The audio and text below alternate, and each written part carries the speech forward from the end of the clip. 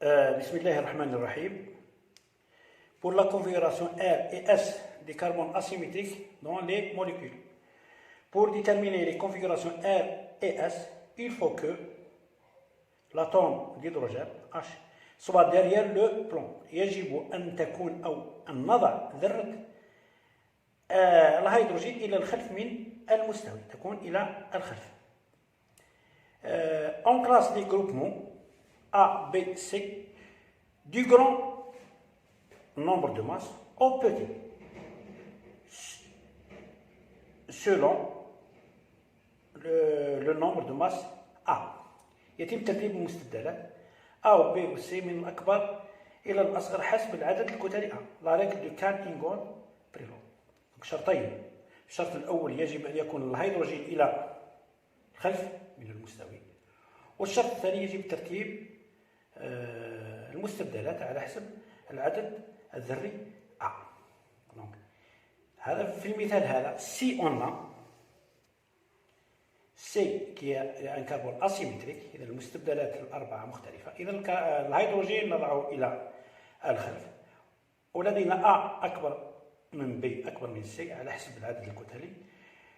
إذا الاتجاه من A, B, C مع اتجاه عقارب الساعة، le même sens des aiguilles du montre. Cette configuration est appelée la configuration R. إذا R مع عقارب الساعة. في المثال الثاني الهيدروجين إلى الخلف والمستبدلات من الأكبر إلى الأصغر على حسب A أكبر من B أكبر من C، إذا عكس عقارب الساعة، sens opposé ou bien sens inverse des aiguilles démontre la configuration est une configuration S. Passons à la molécule C. Br, CH3, CH2. Toujours en appliquant la règle de Cannes-Ingold-Prelog, Br est prioritaire devant CH double CH2 et CH double CH2 est prioritaire devant CH3. Donc on a le sens avec les aiguilles de montre. Donc la configuration est. Passons à cette molécule. Cette molécule possède deux carbones asymétriques. Le carbone numéro 3 a les substitutions OH et ce substituant. Et C2H5. Toujours en appliquant la règle de Cannes-Ingold-Prelog, OH est prioritaire devant ce groupement et ce groupement prioritaire devant C2H5. Et le groupement le plus bas nombre de masses est derrière le plomb. Donc, on a le même sens que le sens des aiguilles de montre. Donc, la configuration du carbone numéro 3 est R. Donc, pour le carbone numéro 2, carbone asymétrique numéro 2, on a OH est prioritaire devant ce groupement et ce groupement est prioritaire devant ce CH3. Et on remarque que l'hydrogène est derrière le plomb. Il a الخلف من المستوي. إن الكربون asymétrique 2 est à la configuration S. On écrit pour la molécule, cette molécule, 2S, 3R. Pour la molécule, pour cette molécule qui possède le carbone numéro 2 qui est asymétrique, le carbone numéro 3 qui est asymétrique. Mais on remarque que l'hydrogène est en avant du plomb. Donc la configuration R devient la configuration S et la configuration S devient la configuration R. Donc on classe les groupements selon la règle de Cannes-Ingold-Prelog, mais la H est en avant. Donc R devient S. Donc on écrit pour le carbone asymétrique numéro 2, on écrit 2S au lieu de 2R, puisque l'hydrogène est en avant. L'hydrogène, il est aman. Pour le carbone asymétrique numéro 3, on a OH est prioritaire devant ce groupement, et ce groupement est prioritaire devant CH2OH, toujours en appliquant la règle. Mais on remarque que H est en avant du plomb. Donc la configuration S devient R. Et on écrit Pour le carbone numéro 3, R. Donc pour la molécule, on écrit la configuration 2S, 3. Exercice numéro 4. Deux isomères sont l'image l'un de l'autre dans un miroir. On les appelle deux énantiomères.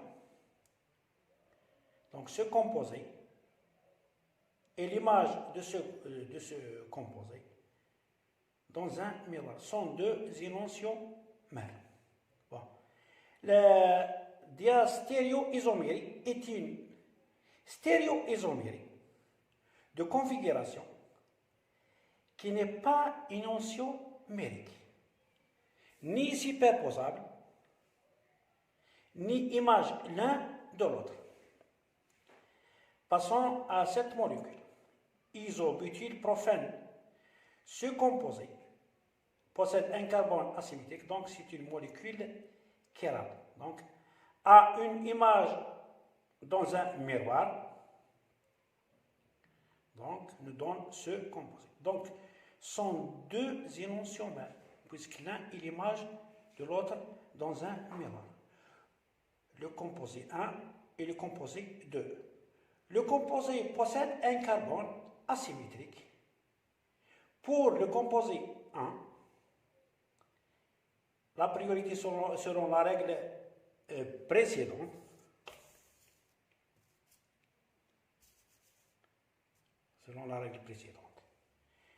mais on remarque que H est en avant du plomb.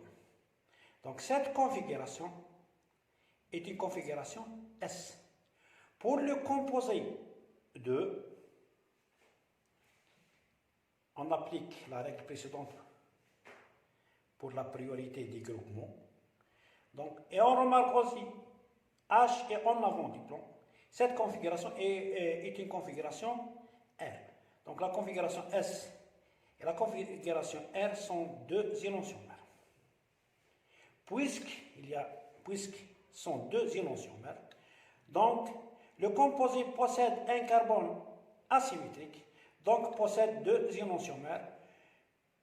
Il ne peut pas donc avoir des diastéréoisomères. Donc, le nombre de diastéréoisomères égale à exercice numéro 5. La configuration Z ou 6 et E ou trans concerne la double liaison. Lorsqu'il s'agit de double liaison, on parle ou bien on utilise le terme Z et E.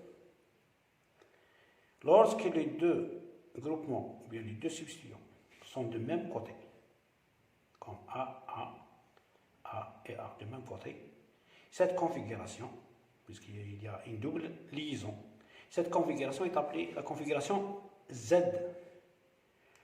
Lorsque les deux groupements sont de côtés opposés, comme dans les deux exemples, la configuration est la configuration E. Les deux composés Z et E sont différents, puisque la double liaison n'a pas un pouvoir de rotation. Z et E مركبين مختلفين لأن الرابطة الثنائية ليست لها القدرة على الدوران. Passons à la stéréoisomérie. Le nombre de stéréoisomères égale à 2 à la puissance n plus 1 يساوي 2 أس n زائد n, où n c'est le nombre de carbone asymétrique et m c'est le nombre de double liaisons. Passons à cet exemple. On remarque que dans cet exemple, ou bien dans ce composé, il y a deux carbones asymétriques. 2. Donc n égale à 2. Et une double liaison. Donc m égale à 1. Le nombre de stéréoisomères égale à 2. 2 à la puissance n plus m qui égale à 2 à la puissance 2 plus 1 égale à 2 à la puissance 3 qui égale à 8. Donc on a 8 isomères. Pour les deux carbones asymétriques, on a 2 à la puissance 2 égale à 4. Donc on a 4 stéréoisomères qui sont R, puisque deux carbones, SS, RS, SR. Pour la double liaison, on a 2 à la puissance 1 égale à 2. Donc on a deux isomères de type ZE. Donc le nombre d'isomères égale à 2 à la puissance 3 qui est égale à 8. Donc on a 8 stéréoisomères dans ce composé. Bon, qui sont comme suit. ERR, ESS, ERS, ESR, ZRR, ZSS, ZRS, ZSR, et enfin, bon courage. Assalamu alaikum wa rahmatullahi ta'ala wa barakatuh.